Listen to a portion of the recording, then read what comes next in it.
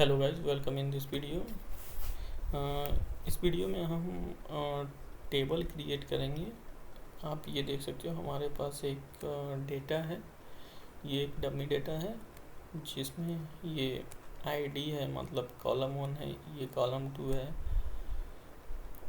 ये कॉलम 3 है, ये कॉलम 4 है। तो हम इसके लिए टेबल क्रिएट करेंगे, बट टेबल क्रिएट करने से पहले कुछ चीज़ें हैं जो टेबल के बारे में हम थोड़ी थोड़ी डिस्कस करेंगे। तो हाइव में टेबल कितने टाइप के टेबल हो सकते हैं। तो हाइव में टेबल जो होते हैं, दो तरीके के टेबल होते हैं, internal table and external table.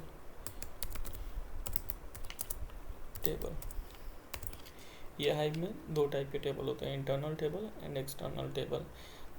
दोनों टेबल का जो भी कमांड है क्रिएट करने का टेबल, उसमें बहुत थोड़ा सा डिफरेंस है, बट इसकी प्रॉपर्टी में की बात करें तो इसकी प्रॉपर्टी में बहुत कुछ है। तो इंटरनल टेबल और एक्सटर्नल टेबल, दो टाइप के टेबल क्रिएट कर सकते हैं हाइव में, पहली चीज़। दूसरी चीज़ हो गया कि अब हम बात करें इंटरनल टेबल और एक्सटर्नल टेबल की, तो इन दोनों टेबल में डिफरेंस क्या है। Difference between internal table and external table इनमें डिफरेंस क्या है। तो इंटरनल टेबल जो है वो डिफ़ॉल्ट है। जब हम इस टाइप का कमांड लिखेंगे, क्रिएट टेबल, सो डिफ़ॉल्ट में जो टेबल क्रिएट होता है वो इंटरनल टेबल होता है, और एक्सटर्नल टेबल क्रिएट करने के लिए जस्ट क्रिएट के बाद एक कीवर्ड यूज़ करते हैं एक्सटर्नल। उसके बाद आगे का सारा जो भी सिंटैक्स है वो दोनों में सेम होता है।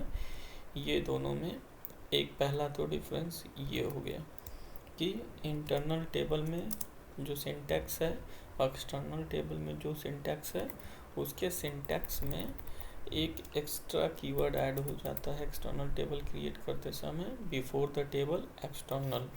तो ये एक डिफरेंस है। दूसरा डिफरेंस ये है जो कि बहुत इम्पोर्टेंट है, ये कि जब हम टेबल ड्रॉप करते हैं, यदि हम टेबल ड्रॉप कर देंगे, हमने कोई टेबल क्रिएट किया है, कोई इंटरनल टेबल क्रिएट किया है, तो और हमने अगर इस टेबल को ड्रॉप कर दिया, तो इसमें टेबल का schema as well as table का डेटा दोनों सारा का सारा क्लीन हो जाता है। मतलब सोर्स पे जहाँ पे डेटा अवेलेबल था वो सब डिलीट हो जाता है। बट जब हम एक्सटर्नल टेबल क्रिएट करते हैं और उसके बाद जब एक्सटर्नल टेबल को ड्रॉप या डिलीट करते हैं, तो ओनली टेबल का स्कीमा ही डिलीट होता है। डेटा ज्यों का त्यों जहाँ है वहीं रहता है, उसके डेटा में कोई फ़र्क नहीं पड़ता, उसका डेटा कोई लॉस नहीं होता। तो ये एक दो बेसिक चीज़ें थी इसमें, इंटरनल और एक्सटर्नल टेबल में। तो आखिर यूज केस क्या था, कब हमको इंटरनल टेबल यूज़ करना चाहिए, कब एक्सटर्नल टेबल यूज़ करना चाहिए। अगर एक्सटर्नल टेबल हमको तब यूज़ करना चाहिए यदि हमारे पास डेटा ऑलरेडी HDFS में अवेलेबल है और हम उस डेटा को हाइव के थ्रू प्रोसेस करना चाहते हैं या हाइव के थ्रू उसको एक्सेस करना चाहते हैं, HDFS में जो डेटा ऑलरेडी प्रेजेंट है उसको, तब उस केस में हम उस डेटा के ऊपर एक एक्सटर्नल टेबल का स्कीमा क्रिएट कर देंगे और उसके बाद उस डेटा की प्रोसेसिंग कर लेंगे। बट इंटरनल टेबल जो है, यदि हमें उस जो डेटा उसमें अवेलेबल है उस डेटा का हमको और कहीं पे और कोई दूसरा सोर्स उस डेटा को नहीं यूज कर रहा है, जस्ट ओनली वही टेबल उस डेटा को यूज़ कर रही है, तो उस केस में हम इंटरनल टेबल का यूज़ करेंगे। तो ये चीज़ें जो थी इसमें ध्यान रखने वाली थी, इंटरनल टेबल और एक्सटर्नल टेबल की। ओके, अब इसके बाद जो आता है कि हमारे पास ये डेटा है, आखिर में इंटरनल टेबल और एक्सटर्नल। एक चीज़ और इसमें है कि इंटरनल टेबल को मैनेज टेबल बोलते हैं, एक्सटर्नल को अनमैनेज टेबल बोलते हैं। ओके, तो वो अभी हम स्कीमा में देख लेंगे कि क्या है। अब जब स्कीमा को डिस्क्राइब करेंगे एक बार टेबल क्रिएट करना, तो अभी जो हमारे पास टास्क है वो टास्क है कि हमारे पास ये डेटा है और हमको इंटरनल टेबल बोल सकते हैं कि एक टेबल क्रिएट करना है हाइव में, और वो टेबल क्रिएट करने का सिंटैक्स क्या होगा, टोटल सिंटैक्स क्या होगा, ये एक पहली चीज़। तो हम टेबल क्रिएट करेंगे। और दूसरी चीज़ कि जब हम टेबल क्रिएट करते हैं तो टेबल कहीं ना कहीं किसी न किसी लोकेशन में जाएगी, लोकेशन में प्लेस्ड होगी। तो वो किस लोकेशन में, बाय डिफ़ॉल्ट जो होता है हमको लोकेशन अगर चेक करना हो कि हमारा जो बाय डिफ़ॉल्ट लोकेशन सेट है hive.metastore.warehouse.directory की, हाइव देख ही लेते हैं आखिर में सेट hive.metastore.warehouse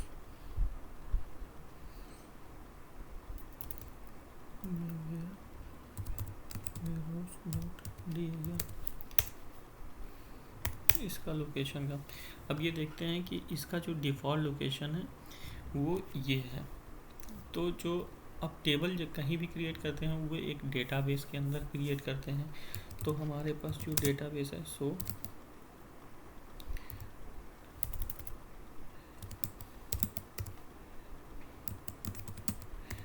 डेटाबेस हमारे पास ये बहुत सारे देते हैं, बट मैं जो है D1 का यूज़ करूँगा। ठीक है, तो हम जिस भी डेटाबेस के अंदर टेबल क्रिएट करना है तो उसके लिए ये कमांड चलाएंगे, यूज़ D1। तो अब ये D1 के अंदर आ गया। आप कोई भी टेबल क्रिएट करेंगे तो वो D1 के अंदर होगा। तो जो पाथ होगा टेबल क्रिएट करने का वो ये होगा। एक तो ये है डिफ़ॉल्ट सेट किया है, ये जो पाथ बनेगा वो डिफ़ॉल्ट है। जबकि हम लोकेशन अगर स्पेसिफाई टेबल क्रिएट करते समय अगर लोकेशन स्पेसिफाइड ना करें तो यहाँ पे जो लोकेशन होगा टेबल क्रिएट होने का, एक तो ये इसके अंदर डेटाबेस आ गया d1.db। अब इसके अंदर जो भी टेबल क्रिएट करेंगे वो टेबल इस लोकेशन के अंदर टेबल आएगी। तो हम टेबल क्रिएट करते हैं, मान लीजिए और टेबल क्रिएट करेंगे वो इस डेटा के लिए क्रिएट करेंगे, ये डेटा लोकली प्रेजेंट है हमारे पास। ठीक है, तो हम टेबल क्रिएट करते हैं, क्रिएट टेबल T1। ये एक DDL कमांड है, सेम लाइक ऐसे SQL कमांड, जैसे SQL में टेबल क्रिएट करते हैं वैसे ही यहाँ पे भी हम टेबल क्रिएट करेंगे। उसमें कोई चेंज नहीं है, सिंटैक्स में सब चीज़, कुछ एक्स्ट्रा पैरामीटर सिंटैक्स है, बस वही ध्यान देने वाली चीज़ है, बाकी सब सेम है। तो क्रिएट टेबल फर्स्ट को हम मान लीजिए अभी हमारे पास जो इसका मेटा डेटा है वो स्पेसिफाइड नहीं है और हम ऐसे ही लर्न करने के लिए बना रहे हैं। तो हम सारे कॉलम का नाम कॉलम 1, कॉलम 2, कॉलम 3, कॉलम 4 रख देंगे। कॉलम 1 जो है हम दिख रहा है कि इंटीजर है, इंटीजर डाल दिया। एंड कॉलम 2, अब ये क्या डेटा है, या तो इसको पूरे स्ट्रिंग में डाल दे, बट ये दो डिफरेंट चीज़ है, एक नेम है, एक देन दूसरा सरनेम है। तो हमको इस टाइप के लिए हमको क्या करना पड़ेगा, एरे डेटा टाइप लेना पड़ेगा कि एरे में फर्स्ट इंडेक्स में फर्स्ट नेम और सेकंड इंडेक्स में उसका सरनेम डाल देंगे।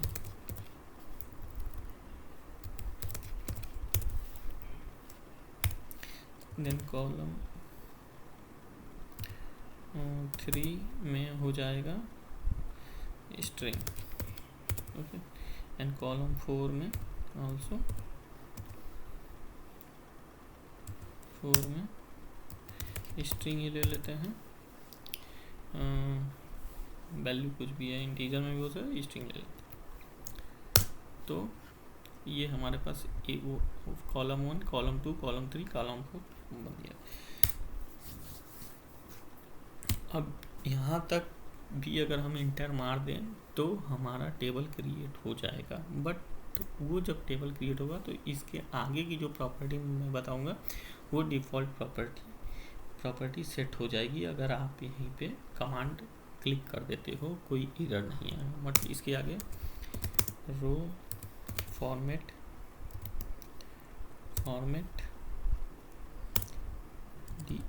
DELIMITED रो, सारे कमांड के लिए ये लाइन तो लिखनी ही लिखनी है, रो फॉर्मेट डेलिमिटेड, ठीक है, ये इतना हो गया।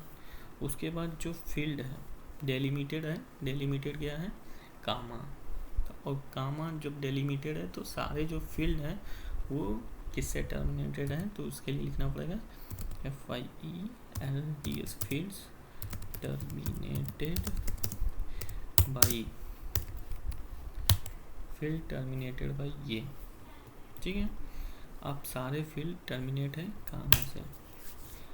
अब जो ये है ये क्या है, एरे है, तो इसके लिए एरे के लिए collection item terminated by, collection item terminated है वो कॉलम से टर्मिनेटेड है, ठीक है। And row format delimited field terminated by collection item terminated, इसके बाद लाइंस टर्मिनेटेड बाई, लाइन जो वो टर्मिनेटेड है, ये बाय डिफ़ॉल्ट है, न्यू लाइन से ही टर्मिनेट रहता है, लिखो चाहे मत लिखो वो ले लेता है। और STORE stored TEXT text file, stored as text file, ये दोनों साथ ही में है, स्टोर्ड एज टेक्स्ट फाइल। ये भी नहीं लिखते क्योंकि जो स्टोर होता है टेक्स्ट फाइल जो डिफ़ॉल्ट वैल्यू उसी में होता है। क्या है, क्या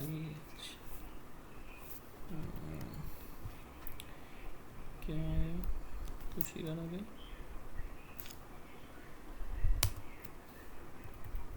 देखते हैं फिर से।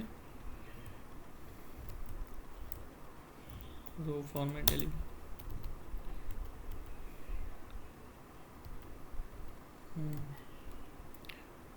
Row format delimited field terminated by, row format field terminated by collection TION, collection item terminated by line terminated by storage text file, collections items,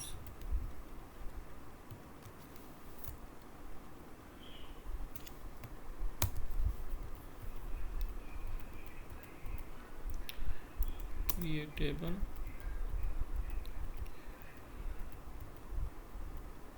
फिर terminated by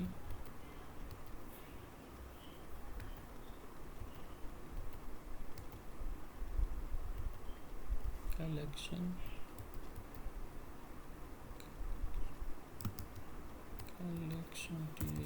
collection item terminated by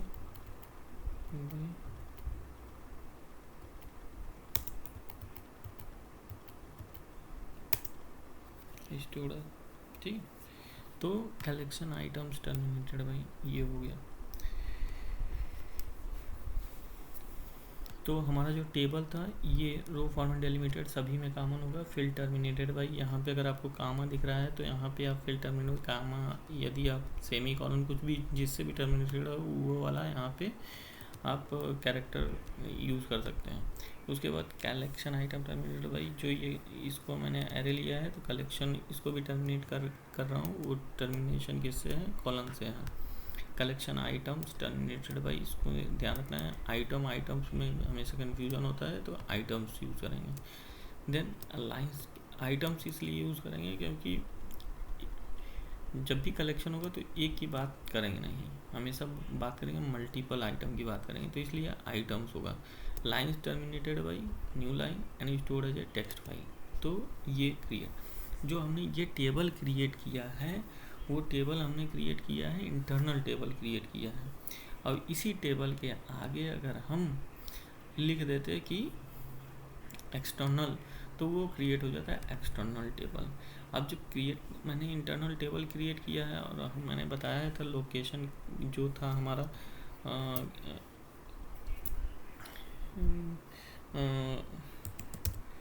set hive dot META, hive tab करने पे hive meta store dot hive dot meta store dot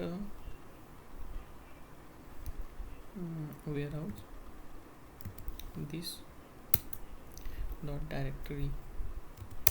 अब मैंने बताया था जब भी create होगा इसके अंदर डेटाबेस क्रिएट होगा, उसके अंदर फिर टेबल क्रिएट होगा, तो इस हिसाब से। और दूसरा टेबल ऐसे भी क्रिएट कर सकते हैं, create table if not exist T1, तब भी क्रिएट कर सकते थे, इफ़ नॉट एग्जिस्ट लगा के भी टेबल क्रिएट कर सकते थे इसके आगे। तो ये हमारा टेबल क्रिएट हो गया। अब टेबल क्रिएट हो गया, टेबल को हमें डिस्क्राइब करना है, describe table T1।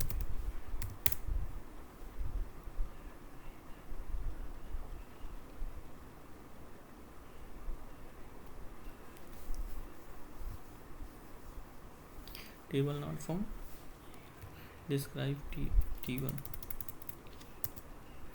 Okay, table नहीं लिखना इसके आगे, डिस्क्राइब T1। अब ये हमारा पूरा है कि सारी प्रॉपर्टी, कॉलम मैंने इंट लिया था, कॉलम 2 ये लिया था ये, ठीक है। अब हमको इसका कि टेबल का लोकेशन क्या कहाँ पे है ये भी देखना है, तो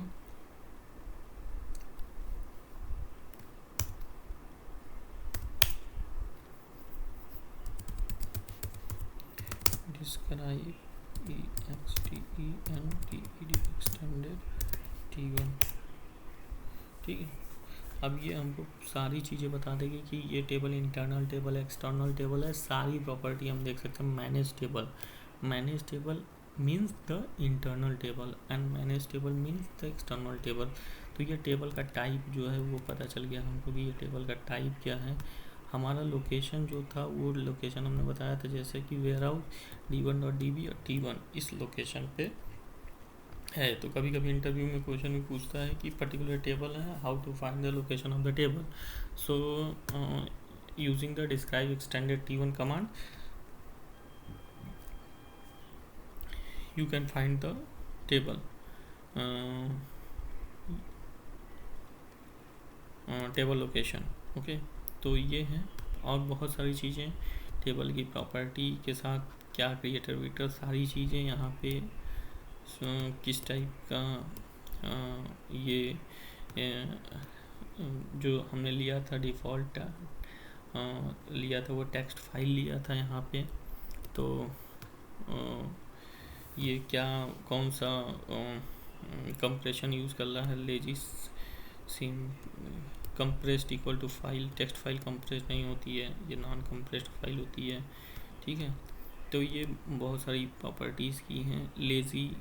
लेजी सिंपल सरडे, मतलब ये API यूज़ कर रहा है सिरियलाइजेशन और डीसिरियलाइजेशन के लिए, ठीक है। तो ये इंटरनली अपना वर्क करता है, क्योंकि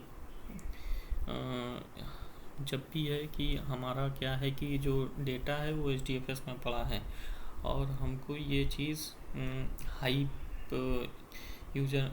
यूज़र इंटरफेस या CLI कमांड के थ्रू क्यों ये चीज़ डेटा को अपने पास लेके आना है, तो जब भी है ये डेटा का जो मूवमेंट होगा वो serialization और डीसerialization फॉर्म में ही होगा।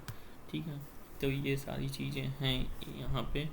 ठीक, तो आप और भी ये सारी प्रॉपर्टी आप देख के अपना स्टडी कर सकते हो कि क्या है नहीं।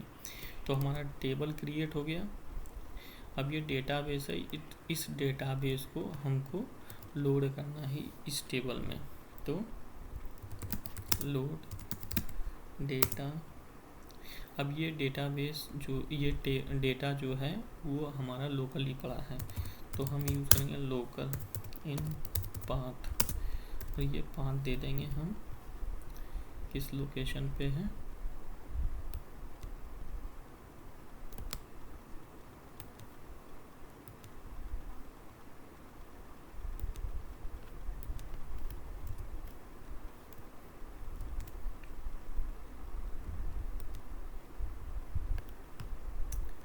ये लोकेशन था हमारा यहाँ पे data.txt,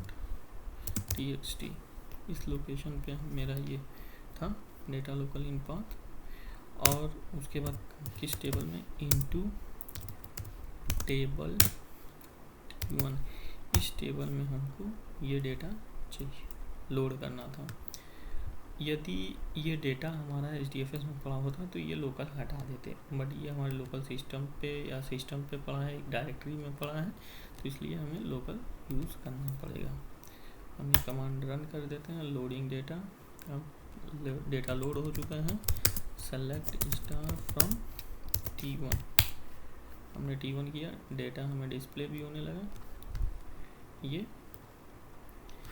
तो this is the beauty of hive, कि ये हाइव की ब्यूटी है कि इतने फास्ट वे में ये सारी चीज़ें ये प्रोवाइड कर रहा है हमको। ठीक है, और इसमें कुछ बताने लायक अभी तो मुझे ध्यान में नहीं आ रहा है कि कुछ रह गया इंटरनल टेबल के बारे में और एक्सटर्नल टेबल के बारे में। अब जो हमने टेबल क्रिएट किया था, अभी जो टेबल का लोकेशन है वो डिफ़ॉल्ट लोकेशन यहाँ पे है, और जो टेबल हमने क्रिएट किया था अगर हमको अपना कस्टम लोकेशन डालना है कि नहीं, हम इस लोकेशन में नहीं चाहते कि हमारा कुछ भी स्टोर हो, तो हम अपना लोकेशन, इसमें एक एट्रीब्यूट होता है जो सारा पूरा कमांड चलाया था वो स्टोरेज टेक्स्ट फाइल से पहले या उसके बाद में कहीं पे भी लोकेशन अपना आप लोकेशन इसमें डाल दो, जिस भी लोकेशन में आप चाहते हो वो आपको उस लोकेशन में सेव हो जाएगा। तो ये हो गया, इस लोकेशन का भी हो गया, टेबल भी लोड हो गया, फिर ओके। और कुछ मुझे ध्यान आता है तो मैं नेक्स्ट वीडियो में डिस्कस करूँगा। अभी फ़िलहाल के लिए ये ओके है आपका, ये भी टेबल क्रिएट ही है। Okay friends, thank you for watching this video.